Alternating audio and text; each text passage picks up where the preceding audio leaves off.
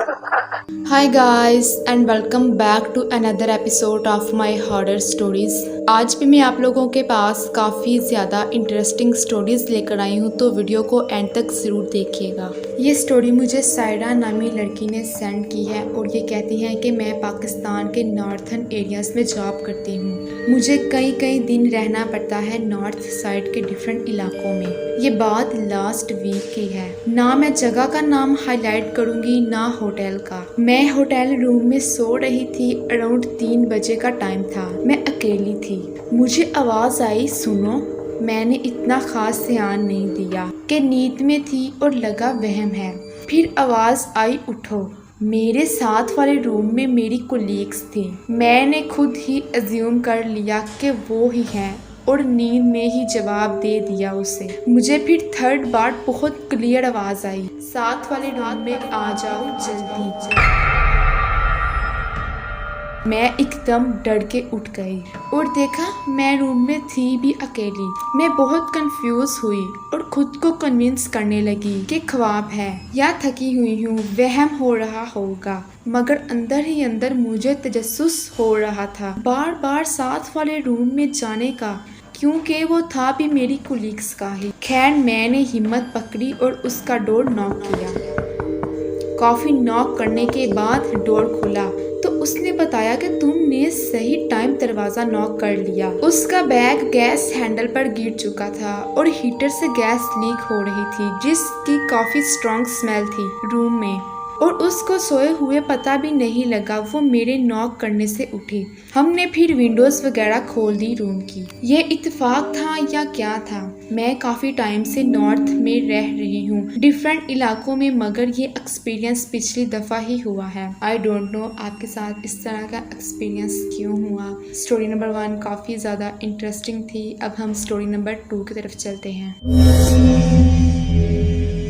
Story number 2 मुझे हीरा नामी लड़की ने सेंड की है और ये कहते हैं कि ये वाक़यात सच में ही उनके फैमिली के साथ पेश आए थे। ये कहते हैं कि हमारे घर की कुछ फाइनेंशियल कंडीशन अच्छी ना थी, जिसकी वजह से हमें अपना घर सेल करना पड़ा। घर सेल करने के बाद हम किसी दूसरे इलाके शिफ्ट हो गए, क्योंकि हमें उस वक्त पैसों की ज़रूरत थी। इसी वजह से हमने अपना वो घर सेल कर दिया। जब हम उस नए घर में शिफ्ट हुए तो वो घर काफ़ी ज़्यादा छोटा था और हैरानगी की बात ये थी कि वो हमें बहुत ही मुनासिब कीमत में मिल रहा था। मेरे अम्मी और अब्बू ने ये बात जानने की बजाय कम रकम में घर खरीद लिया और खुशी खुशी हम उस घर में चले गए। लेकिन इस घर की कम रकम होने की कुछ ना कुछ वजह तो होगी, ये हमें बाद में रहने के बाद पता चला। जब हम उस घर में गए तो वो घर काफ़ी ज़्यादा पुराना था। वो घर काफ़ी ज़्यादा छोटा था और काफ़ी ज़्यादा पुराने तरीके से बना हुआ था। मेरे मैट्रिक के पेपर्स होने वाले थे, जिसकी वजह से मुझे देर रात तक पढ़ना पड़ता था। अमूमन मेरे घर वाले 10 बजे तक सो जाया करते थे, लेकिन मेरे पेपर्स हो रहे थे, इसीलिए मैं रात लेट तक पढ़ा करती थी। पढ़ते पढ़ते मुझे तकरीबन रात के 12 या 1 बज जाया करते थे। एक रात मैं आराम से पढ़ रही थी कि मुझे अचानक से ही आवाज़ आई जैसे कोई रो रहा हो।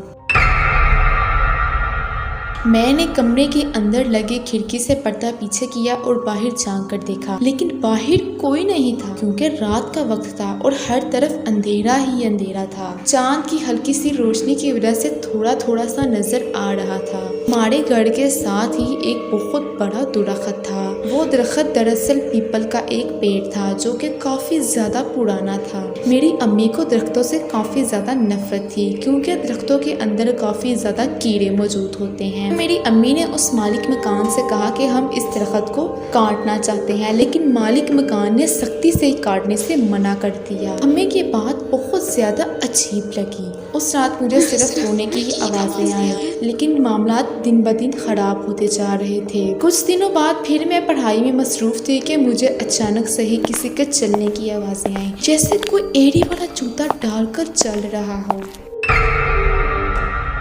आई डोंट नो, तब मुझे बिल्कुल भी यकीन नहीं आ रहा था कि सच में वाकई गार्डन में चल रहा है। मैंने फिर से खिड़की के बाहर जाकर देखा, लेकिन बाहर कोई नहीं था और रात के तकरीबन 2 बज रहे थे, क्योंकि उस वक्त मेरा मैथ का पेपर था और मैं तैयारी कर रही थी। मुझे लगा कि शायद ये मेरा वहम है और मैंने दोबारा से पढ़ना शुरू कर दिया। लेकिन थोड़ी देर बाद मुझे किसी की चूड़ियों की आवाजें आई, जैसे कोई चूड़ियां छन छन कर रही हों। आई डोंट नो, मैं आप लोगों को कैसे बताऊं। जैसे न्यूली वेड्स वाइफ होती हैं जो तैयार वगैरह होती हैं, छन छन चूड़ियां डालती हैं, कुछ इसी तरह की आवाजें मुझे आ रही थी। Okay, back to the story. फिर कहती है कि मुझे काफी ज्यादा डर लगना शुरू हो गया था और मेरा जिस्म पूरे तरीके से कपकपा रहा था। उस डर की वजह से मैं फौरन से सो गई। इस तरह के छोटे मामलात होने की वजह से अब्बू ने इस बात पर यकीन ना किया, क्योंकि अब्बू हमें नहीं थे डराना चाहते, क्योंकि हम ऑलरेडी अपना घर छोड़कर आए थे। अगर हम किसी न्यू जगह पर जाएं तो हर किसी को ऐसा ही फील होता है। अब्बू ने ये बात कह के टाल दी। लेकिन सबसे पुरअसरार वाकया हमारे साथ तब हुआ जब मेरी अम्मी एक दिन रात को सो रही थी। मेरी अम्मी नींद में थी तो उन्होंने देखा कि उनके सामने एक औरत खड़ी है। उसने प्रॉपर मेकअप किया हुआ था, न्यू ज्वेलरी डाली हुई थी, जैसे उसकी नई नई शादी हुई हो, और वो कह रही है कि यहाँ से चले जाओ। इसके बाद मेरी अम्मी फ़ौरन से उठी और उनको काफ़ी ज़्यादा बुखार हो चुका था।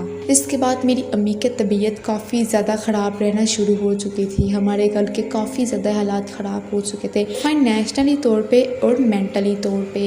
इन सब चीज़ों से डिस्टर्ब होकर हमने मालिक मकान से इस घर के बारे में पूछा, तो मालिक मकान ने बताया कि इस घर में एक न्यूली वेड्स कपल रहने के लिए आए थे, लेकिन पता नहीं उन दोनों कपल्स के बीच में लड़ाई हुई तो उस लड़की ने जज्बाती तौर पर खुदकुशी कर ली। इस पिपल के पेड़ के नीचे उसने खुदकुशी कर ली, जिसकी वजह से उसकी डेड बॉडी इसी पिपल के पेड़ के साथ है। जब हमें पता चला कि हमारे घर में ही किसी की कब्र मौजूद है तो हमने वो घर फौरन से ही छोड़ दिया।